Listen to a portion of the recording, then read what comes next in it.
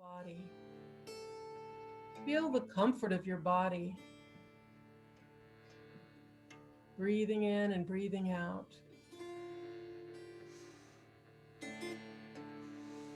And bring your awareness to the parts of your body that are seated, your bottom, and your feet on the floor. Feel a little bit of a magnetic pull down toward the earth, through the floor, all the way down, connecting to the earth.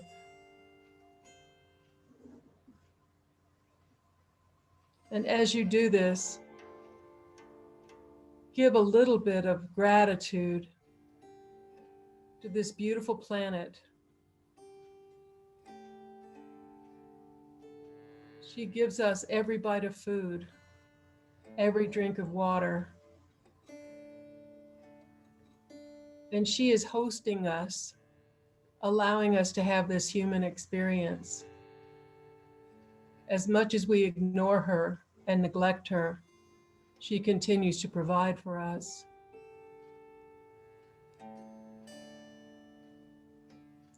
So from your heart,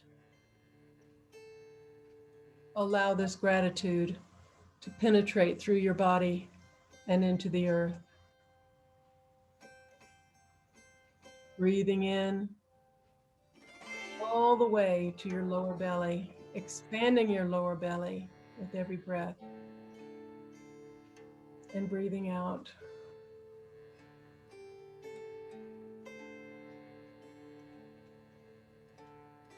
Feeling as the cares of the day are melting away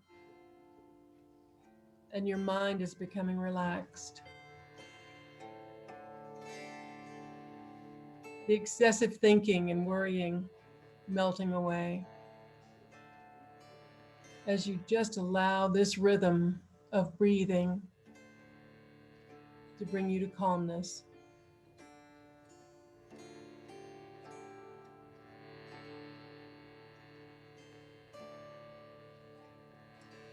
And now bring your awareness to the center of your heart. Feel it expanding as you breathe in and breathe out. As if there's a ball of light in the center of your chest. Gently expanding as you breathe.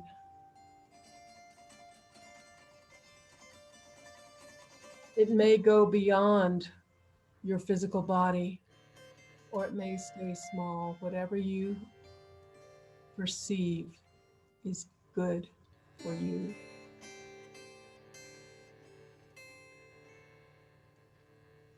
And now see that ball of light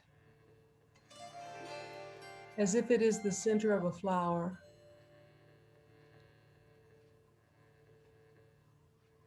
With petals coming out from the center.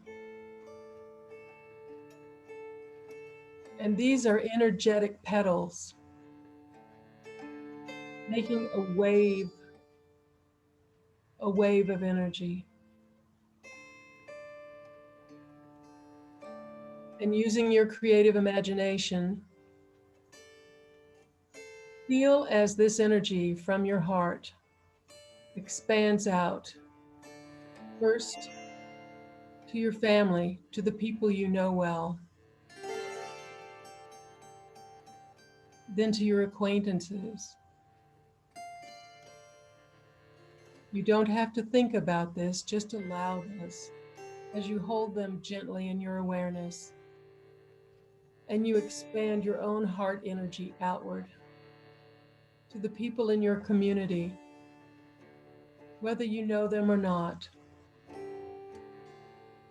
This energy is all inclusive. And going wider out into your county, out into your state. This is a lot to hold in your awareness. but just know that the energy from your heart is generous.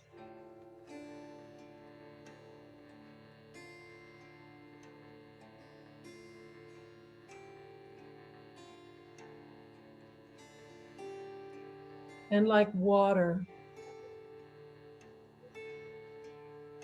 it connects freely, gently, and easily. Your expansive heart. And the waves are expanding from the front and the back of your heart center, as if you're floating. Breathing in and breathing out. And now, easily, bring your awareness back into the center of the flower and the center of your heart. Coming back into your own body, your own energy system.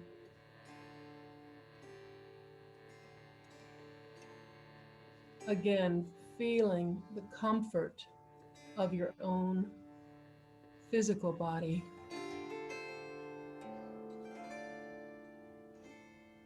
And feeling grateful for your body, all of its senses, all of the organs, the tissues, the blood, the nerves, your miraculous physical body, which allows you to have this experience on earth. And holding for just a minute the thought of excellent health.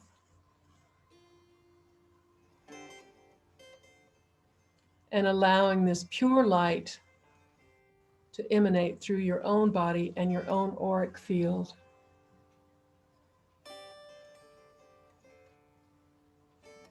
Breathing in and breathing out. And with the next breath in, allow your eyes to fall open and move your limbs, your feet, your legs, your arms. Come back into your physical awareness, back into the current day and time.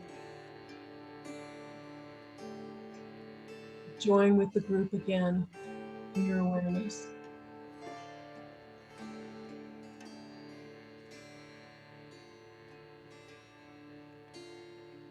Holding this peace and knowing that this is available to you at any time you want to take a few minutes. Om Shanti, Shanti, Shanti. Om Shanti, Shanti, Shanti. Om Shanti, Shanti, Shanti.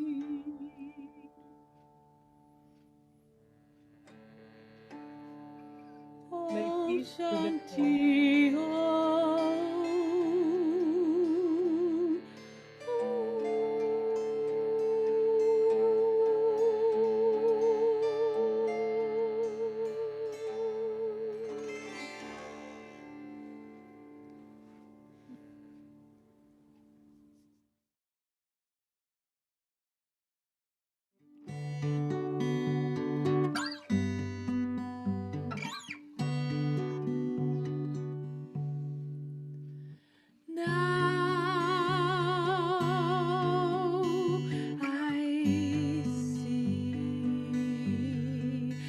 I kept happiness from me.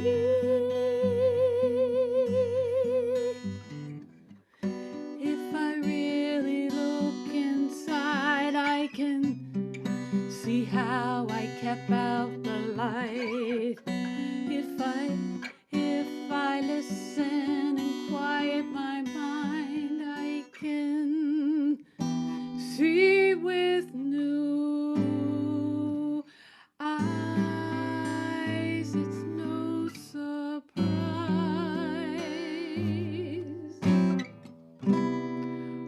when I let go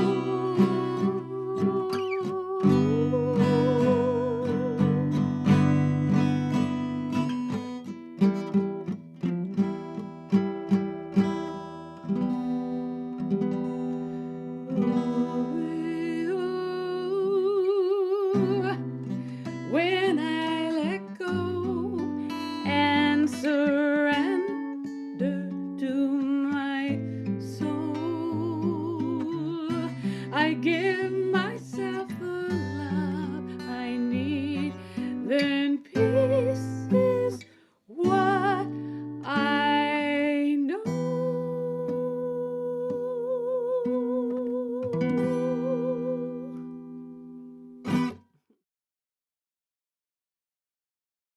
Um, I feel so, inspired just sitting here, this evening, listening to the beautiful meditation we just started with, and your your improv song, and it's just gorgeous.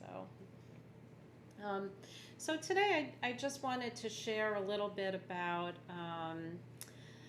I also do improv, so some of this is kind of planned, and some of it is like whatever's going to happen is going to happen. So it's being comfortable with the unknown that we, have all been actually experiencing, right, this past like 18 months or so too, right? Of how do we get comfortable in a way with the unknown, which is a lot of life. Um, but I brought some instruments that I wanted to share, and my musical journey, I guess, started when I was a youngster, and I was introduced to the silver flute, and I trained classically for many years, and so I love the flute. My flute's very cold right now, so you got to like kind of blow into it to warm up, but I picked out just like a little snippet of Papa Gino's Little Bells, which is from the aria The Magic Flute, as some of you might know. And so I'll just play a little snippet of that as I kind of take you on a little musical journey. And I might do my own version of it.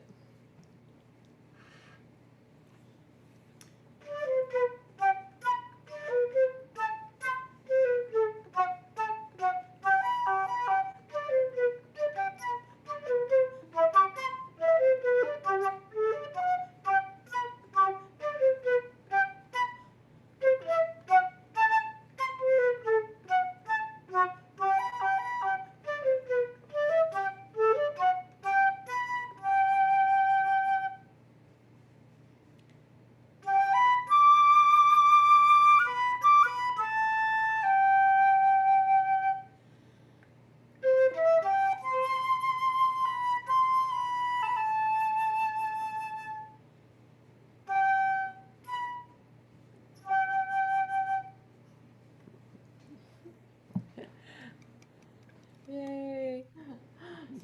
That was a little adaptation of Mozart. Wonderful. Thank you. So that was my musical life for a long time, and then I kind of took a break from music for a little bit. I sang in like rock bands. I for a long time in college, which was amazing.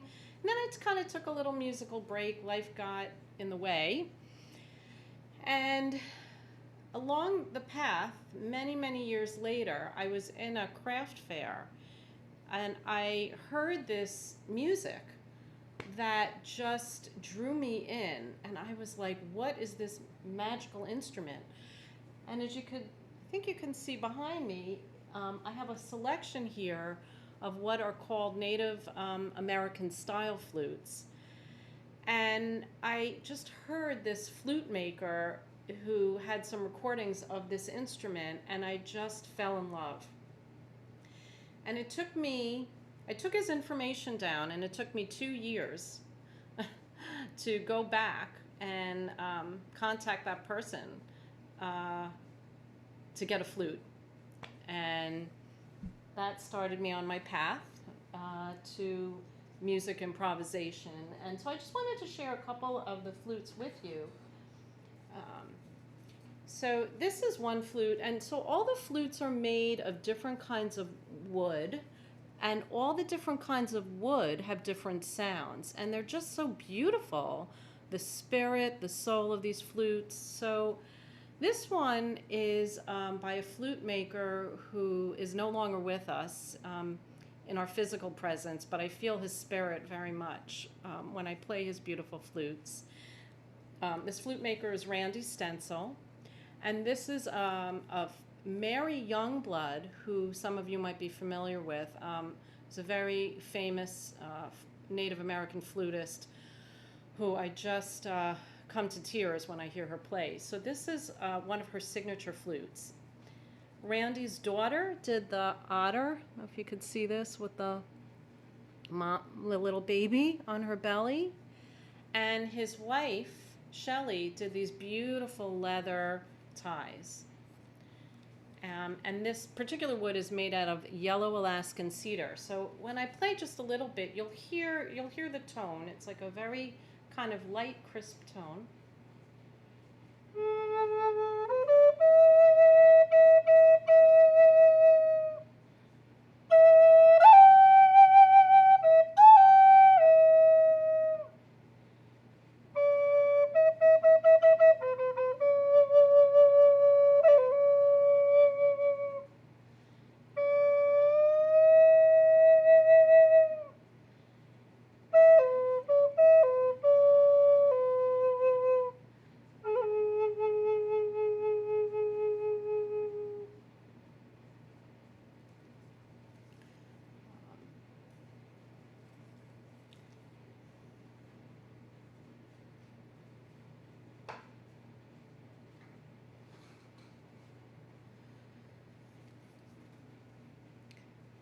This is another one of Randy's flutes. I have to look up and this flute is called a drone flute. And these are such beautiful works of art too, just to get the inspiration. So if you can see here, there's 2 chambers. So when I play this, you can kind of see the finger holes here. Again, the beautiful raps by Shelley. And you'll hear that it sounds like you could play a duet with yourself. Which is really cool, to be able to do that. So this particular flute is a harmony drone. It's made from alder and black walnut wood together. And so let's see how this sounds tonight. See what it sounds like.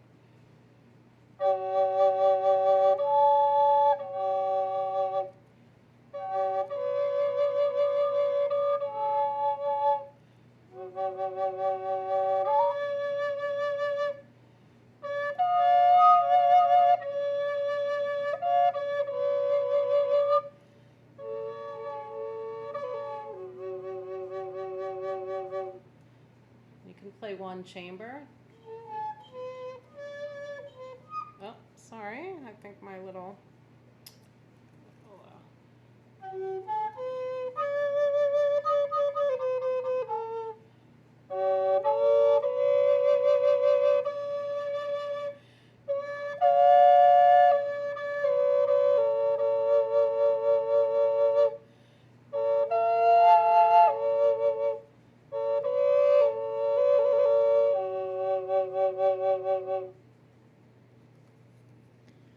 So it's a really cool sound. You can play, just a bottom note that's called a drone that will like hold one tone and kind of improvise over it. Different sound out of that. And I think the last flute I wanted to show you and share with you tonight is this flute, which is a low alto flute, and this is made out of, if I remember, sassafras wood by a flute maker, Roger Bennett. Lynn knows Roger. Lynn connected Roger, and this flute is, because it's such a big flute, to have a low tone for many females. It's like hard to. If you played it this way, it would be kind of uncomfortable. So Roger was able to create like a side, like a transverse, like the silver flute, so to hold it sideways and have the mouthpiece this way, and make the holes a little smaller to kind of fit my hands. Otherwise, it would be uncomfortable. And to play the Native American flute, it's a heart-centered instrument. You really want to feel, physically comfortable when you're playing. And So this is a beautiful sound. I hope it can come through.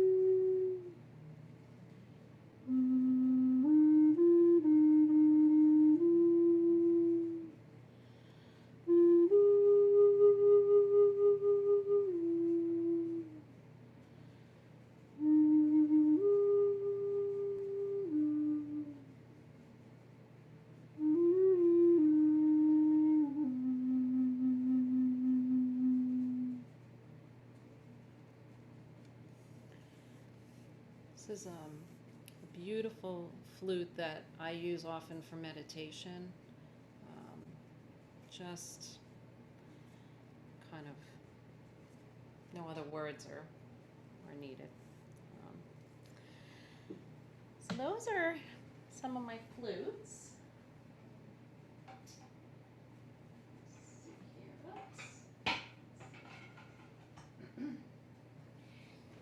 And then I wanted to share another instrument with everybody here. This is a kalimba.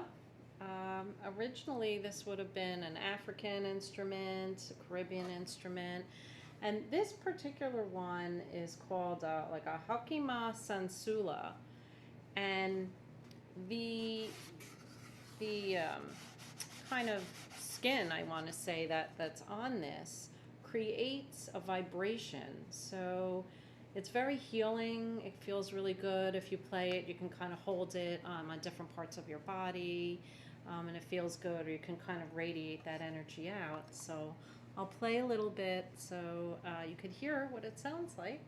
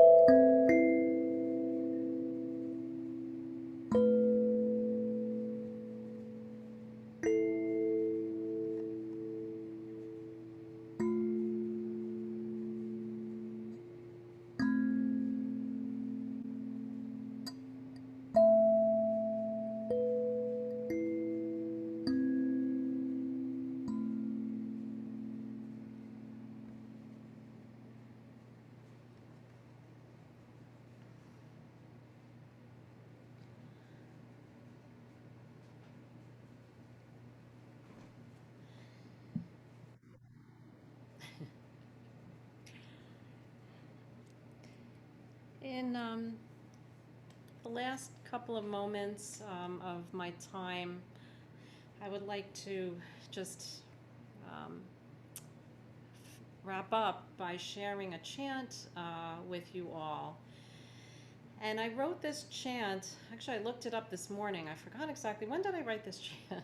I wrote this back actually in 2016, so it was like 5 years ago now. But it feels as relevant, maybe more relevant today than it did when this chant kind of came to me. and it's called Love, Peace, and Gratitude. And I would love for all of you to join me, as you're muted, on Zoom for the chorus. It's very simple. I think you'll kind of pick it up. And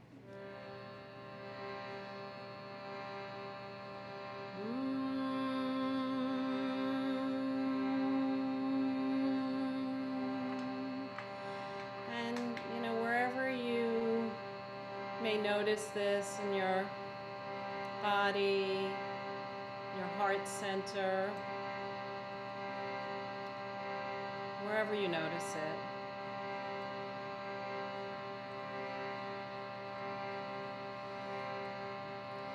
Everybody keep it together now. Feet on the ground.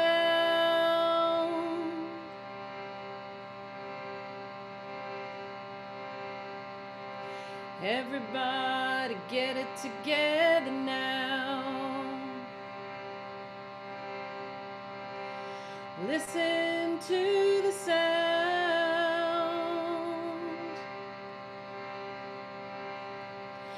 of your heartbeat.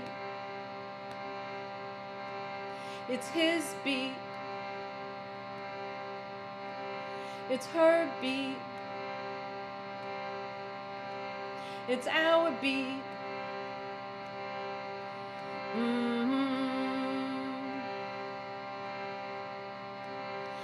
Love, peace, gratitude. Oh yeah. I said love and peace, gratitude. Oh yeah.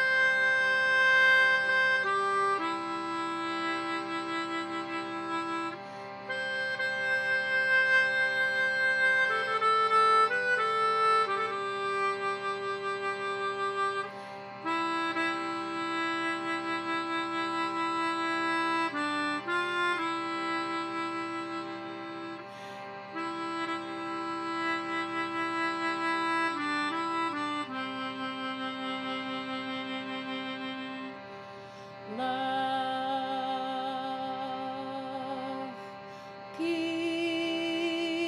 peace, gratitude.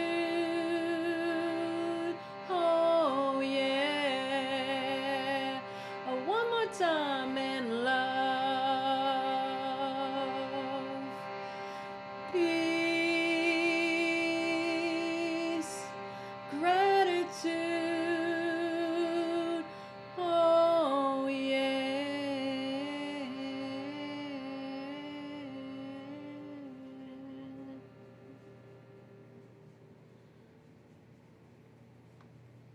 Thank you.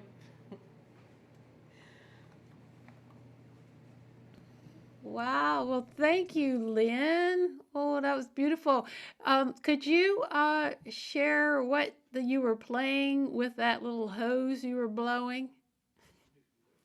Yeah, what was that? Yeah, it kind of probably is like, what is that? Because all you can really see is the host. This is an instrument called a melodica. And it's like a super cool instrument because it's like a wind instrument, but it's also like a little mini keyboard. So, yeah, it's kind of like a harmonium, or sometimes I think of it almost like a harmonica, except instead of blowing in and out, you're just kind of blowing out. But I was playing that, and and a Shruti box, which let me see if I can quickly hold that up so people could see that was on the foot pedal. People could kind of see this beautiful instrument that Lynn knows very well and introduced. Many music for people folks too. She's very adept at the foot technique, I think.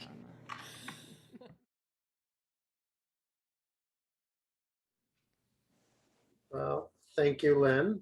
I don't even know how to follow all the wonderful things that have been going on today. Very calm, very, feeling very relaxed. And I want to thank you for having me. And I do want to thank Lynn, my wife, for suggesting it as well to give a little presentation, because I would have never thought about doing it for myself at all with doing this. So it has been great. And, it is wonderful sometimes to be able to listen at home, to listen to Lynn play the music, because I'm able to do that when she practices, and I just can really enjoy that. And it's always very calming and very relaxing. So, my adventure too with art is I've dabbled and done some art ever since I was in high school, but never, really did it as a serious thing, but just more. Lynn likes to play the music. I like to do my art as my way that kind of calms and relaxes me. So how the print adventure started out for me was there's a very good art school in our neighborhood here in Jersey City, and it's just called the Jersey City Art School. And I have periodically taken classes, from there. And one of the classes they were offering was a printmaking class. And for me, I had never done printmaking before in my life. So I said, you know what? This sounds like it could be interesting. So when you sign up for the class, one of the questions that they ask you is, think about something you would like to use as your model for, doing your print. So for me, I got to figure out how to hold this right. We had gone to Oaxaca, Mexico the summer before. And besides wonderful food and a great place to be, they're very famous for their, what they call their alabrias.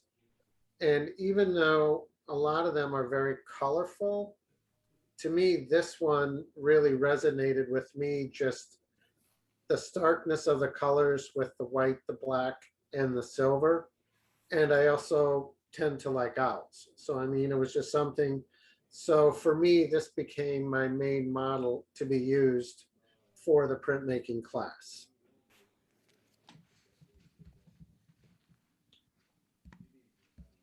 And I think Lynn has a couple of,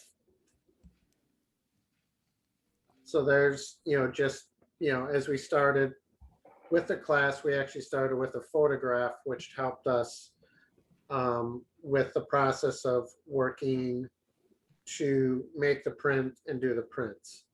So once you start, the first step that we do is we make a transparency.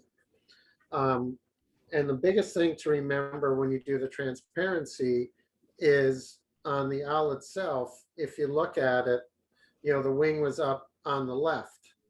So if you want to print to show the wing up on the left, you have to work to make sure the wing is up on the right on your template.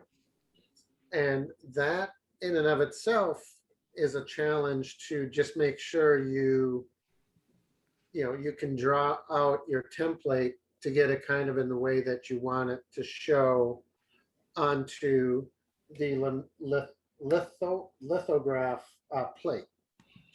The next step is there's the litho plate. It's actually, they were 5x7 plates that we used. In and of itself, I took a lot of photographs through the process to see as the litho changed, as well as the coloring that I used as I was going through the process. So the first step before you even started putting the image onto the plate is we did a base color or a base plate with um, the litho block, just no carving. So one of the things that I like to do and really came out with the printmaking is I just started playing with colors. I just started going through the different colors, um, how hard you would press, kind of trying to do different patterns. And then as you laid out the base, then the next step was to do your first cutting within the block. Now, one of the things that they did in the class is they would cut out, or we used heat to warm up the block because that makes it easier to carve. But you have to remember that as you carve that, once that material is out, you're done. So you want to be very careful to make sure that you get the looks that you want.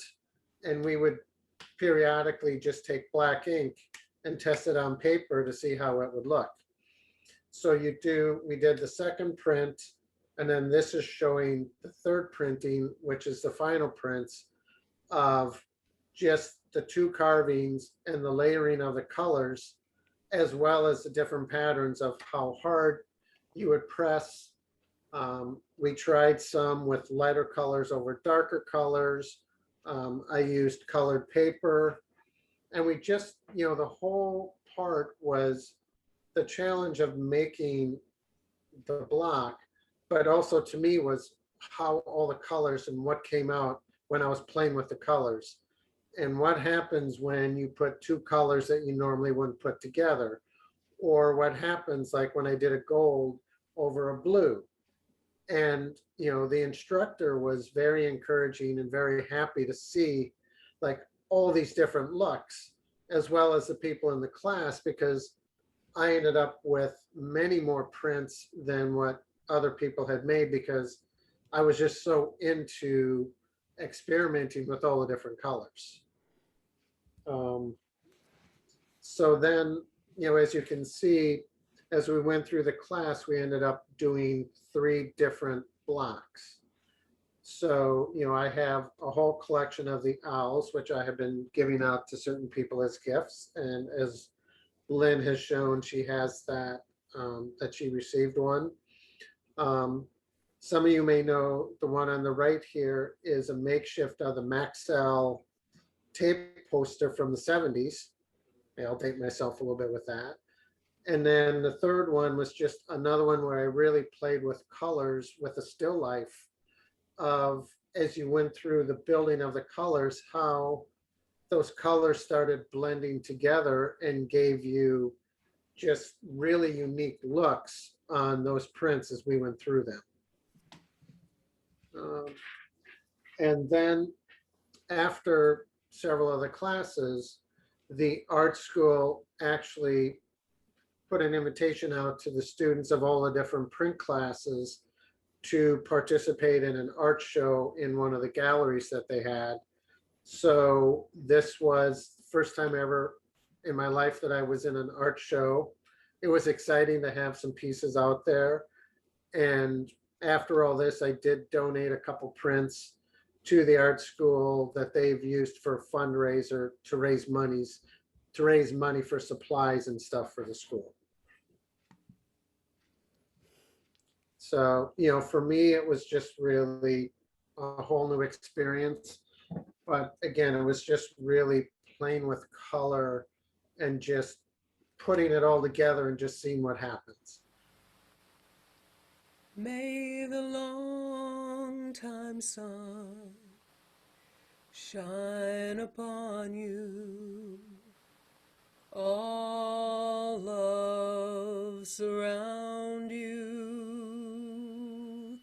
and the pure light within you guide your way on.